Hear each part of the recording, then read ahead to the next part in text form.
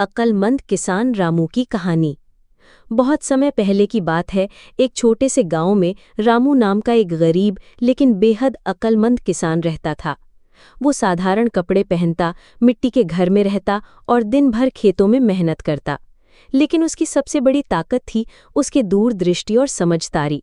जहां बाकी किसान सिर्फ आज की मेहनत और कल की फसल के बारे में सोचते, रामू भविष्य के लिए भी योजना बनाता था।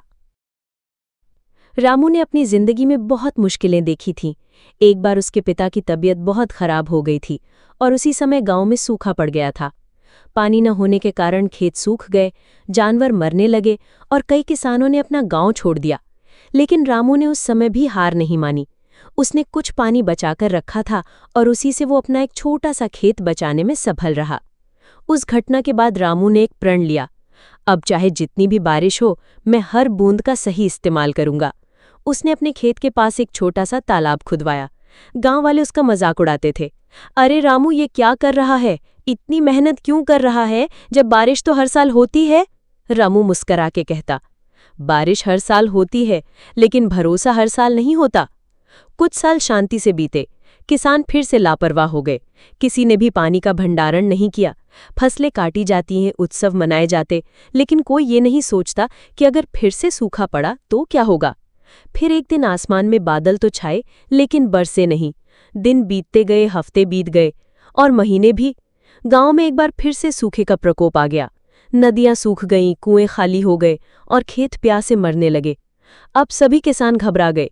जिनके पास पैसे थे वे पानी खरीदने शहर भागे और बाकी बस ऊपर वाले की दया की बाट जोहते रहे। लेकिन रामू का तालाब अब जीवन का स्रोत बन चुका था। वो हर दिन अपने खेतों को थोड़ी थोड़ी मात्रा में पानी देता और बड़ी समझदारी से उसे प्रयोग करता।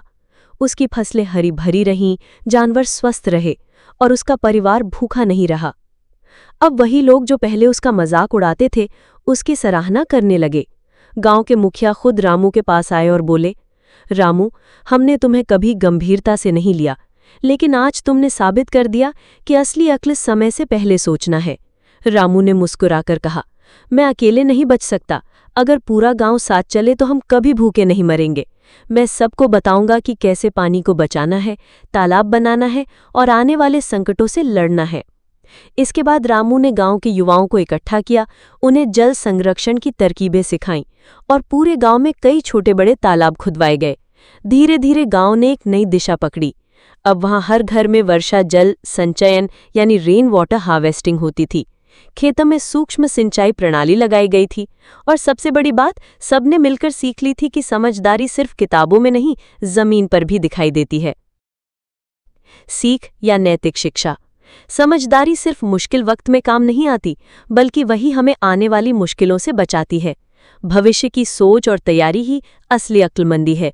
रामू की तरह अगर हम आज थोड़ी मेहनत करें तो कल का संकट भी हमें हरा नहीं सकता।